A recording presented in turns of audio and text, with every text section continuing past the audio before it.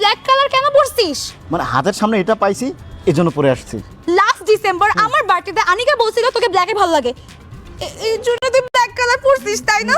তুই আনিকার সাথে দেখা করতে গেছিলি তাই না? শোনো প্লিজ, আনিকার সাথে যে 3 মাস আগে আনিকা আমাকে বলছিল এটা তো আমি ভুলেই গেছিলাম। তুমি বলার পর আমার মনে হলো যে আনিকা আমাকে 3 মাস আগে বলেছিল যে আমার ব্ল্যাক কালারটা পছন্দ করে। আমার তো এটা মাথায় ছিল না বাবু, প্লিজ বিশ্বাস করো। তুই আনিকার সাথে 3 মাস আগে দেখা করতে গেছিস, সেটা তোর মনে আছে?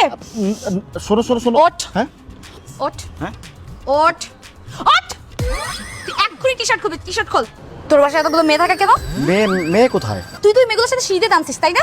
হ্যাঁ, তুই ওই মেয়েগুলোর সাথে সিঁড়িতে নামছিস, তারপর মেয়েগুলোর সাথে তুই নিশ্চিত কিছু একটা করছিস। আমি সব বুঝতে পারছি। এমন করো না প্লিজ।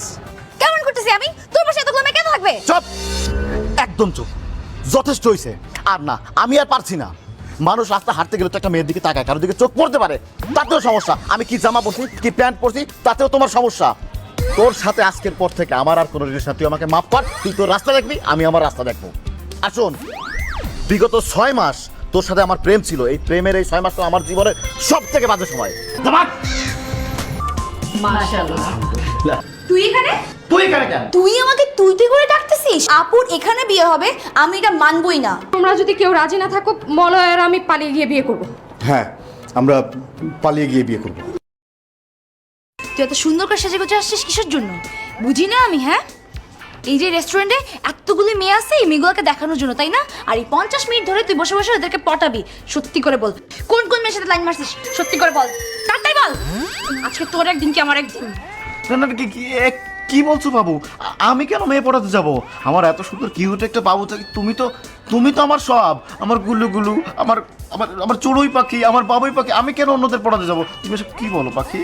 তোমাকে এই জিনিসটা বোঝাতে চাইছি, তুমি বোঝো নাই পাখি। বুঝি না মানে? কি বুঝবো? আমি একটা কচি খুকি। হ্যাঁ, I am like an idiot, right?